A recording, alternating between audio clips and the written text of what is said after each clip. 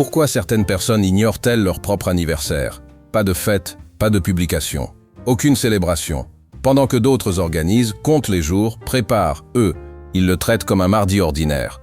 Étrange? Pas vraiment. On suppose souvent qu'ils sont tristes, isolés, qu'il leur manque quelque chose.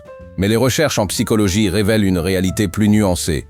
Une étude du Journal of Social and Personal Relationships montre que notre rapport à l'anniversaire révèle notre structure psychologique profonde, nos valeurs, notre rapport à l'attention, notre construction identitaire. Si vous faites partie de ceux qui traitent leur anniversaire comme une journée banale, voici ce que la psychologie observe. 1. L'estime de soi découplée du calendrier social. La plupart des gens ont besoin de ce moment annuel pour se sentir valorisés, besoin de l'attention, besoin d'être célébrés. D'autres fonctionnent différemment. Les psychologues parlent d'estime de soi intrinsèque, une valeur personnelle qui ne dépend pas d'une date précise. Leur sentiment de valeur ne fluctue pas selon le calendrier. Il existe indépendamment des rituels sociaux.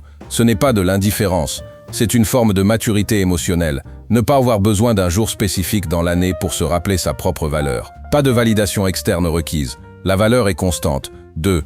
L'incompatibilité avec le centre de l'attention. Quand on chante « Joyeux anniversaire », certains ressentent un malaise profond. Ce n'est pas de l'ingratitude, c'est ce que la psychologie appelle la spotlight anxiety, une vraie incompatibilité avec le fait d'être le point focal de l'attention collective, simplement parce qu'on est né ce jour-là.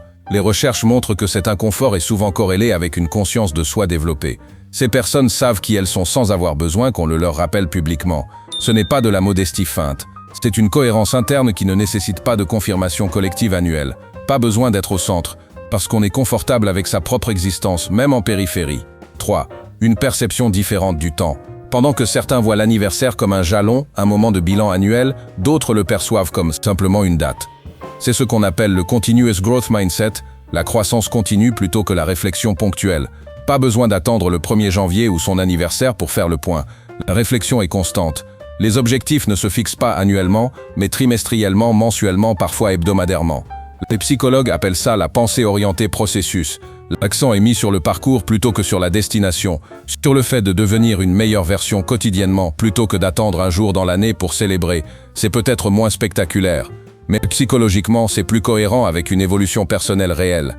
4. L'authenticité prime sur le conformisme. La société dit « un anniversaire, ça se célèbre ». Certains se demandent pourquoi. Ce n'est pas du cynisme. C'est simplement refuser de suivre un rituel qui n'a pas de sens personnel. En psychologie, c'est un marqueur du locus de contrôle interne. Ne pas laisser les normes sociales dicter ce qu'on doit ressentir ou faire à une date précise. Si célébrer ne résonne pas authentiquement, pourquoi le faire? Même si c'est la tradition, même si tout le monde fait ça. On suit ses propres codes, pas un scénario écrit par les conventions collectives. C'est cohérent avec une construction identitaire solide. Savoir ce qui a du sens pour soi, indépendamment de ce qui est attendu. 5. L'économie d'énergie émotionnelle. Voici ce que peu de gens comprennent. Les anniversaires impliquent une charge émotionnelle. Il faut être joyeux, reconnaissant, enthousiaste. Parfois même simuler l'excitation pour un cadeau qu'on n'aime pas vraiment. Certains préfèrent économiser cette énergie. Ce que la psychologie appelle la conservation de la bande passante émotionnelle. Pas envie de gérer les attentes des autres. Pas envie de feindre l'enthousiasme. Pas envie de performance sociale. Les études sur le travail émotionnel montrent que cette économie d'énergie corrèle avec des niveaux de stress plus faibles et une satisfaction existentielle plus élevée. Choisir la simplicité, ce n'est pas de la tristesse, c'est du pragmatisme. Ne pas gaspiller de l'énergie sur ce qui n'apporte pas de valeur réelle. C'est une forme d'intelligence émotionnelle. Alors la prochaine fois que quelqu'un demande « Pourquoi tu ne fais rien pour ton anniversaire ?» Ce n'est ni de la tristesse, ni de l'isolement, ni un manque. C'est simplement une cohérence avec soi-même.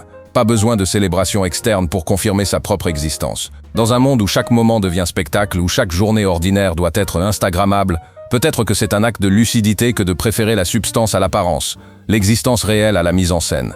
Pas besoin d'une date spécifique pour valider sa propre valeur. Chaque jour où on reste fidèle à soi-même est déjà en soi une forme de célébration. Et vous, comment vivez-vous votre anniversaire? Grand événement social ou journée ordinaire? Partagez votre expérience en commentaire. On aimerait savoir si cette analyse résonne chez vous.